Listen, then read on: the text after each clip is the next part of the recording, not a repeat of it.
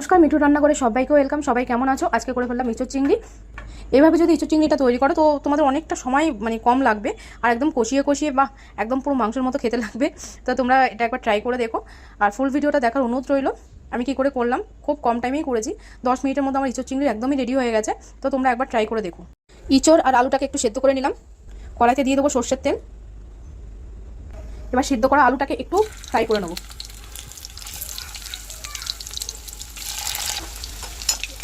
একটু লাল লাল হয়ে গেলেই নামিয়ে দেবো। এবার আলুটাকে নামিয়ে নেবো।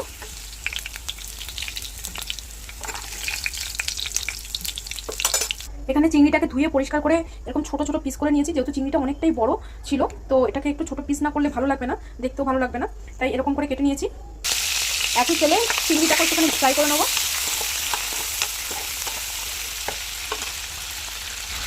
আমার চিংড়িটা ফ্রাই হয়ে গেছে, এবার এটাকে নামিয়ে নেবো। আর একটু সর্ষের তেল দিয়ে দেবো, গোটা জিরা আর তেজপাতা দিয়ে দেবো। এখানে আমি পেঁয়াজ, কাঁচা লঙ্কা, আদা, রসুনের পেস্ট করে রেখেছি, সেটা এবার তেলে দিয়ে দেবো।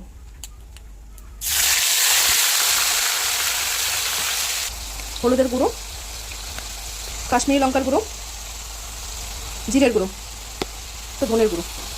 জিরের গুঁড়ো, ধনের গুঁড়োটা একটু বুঝে দেবে। টমেটোটা দিয়ে দেবো। আর আমি নুনটা দেবো। নুনটা আমি কোনো কিছুতেই দিইনি, তো সেই জন্য পরিমাণ মতো ভাবে তোমরা নুনটা দিয়ে দেবে একটু 2 মিনিটের জন্য। একবার মাঝখানে একবার খুলে দেখে নেবে ঢাকনাটা ওপেন করে যে মশলাটা কতটুকু কষলো। আমার মশলাটা একদম কষানো হয়ে গেছে। এবার দিয়ে দেবো ইঁচড়গুলো। আগে থেকে সিদ্ধ করে রাখা ইঁচড়গুলো আমি পুরো দিয়ে দিলাম। একটুখানি কষাবো ইঁচড়টা দিয়ে। এবার আলু ফ্রাইটা আর চিংড়ি ফ্রাইটা দুটোই দিয়ে দেবো।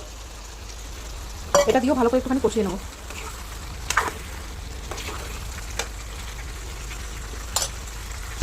2 মিনিটের জন্য ঢেকে, পাশ থেকে মশলাগুলো খুব ভালো ফ্রাই হয়ে গেছে। এখন সামান্য একটুখানি জল দিয়ে দেবো। সামান্যই একটু জল দেবো, কারণ অলরেডি আমার সব আলুটাও সিদ্ধ করা রয়েছে আর ইঁচড়টাও সিদ্ধ করা, তো জাস্ট একটু মাখা মাখা করার জন্য সামান্য একটুখানি জল দেবো। আবার 2 মিনিটের জন্য ঢেকে দেবো। সামান্য একটু গরম মশলা দিয়ে দেবো। আমার ইঁচড়টা একদমই রেডি। এখন গ্যাসটা বন্ধ করে দিলাম। বন্ধ করে 5 মিনিট ঢেকে রাখবো।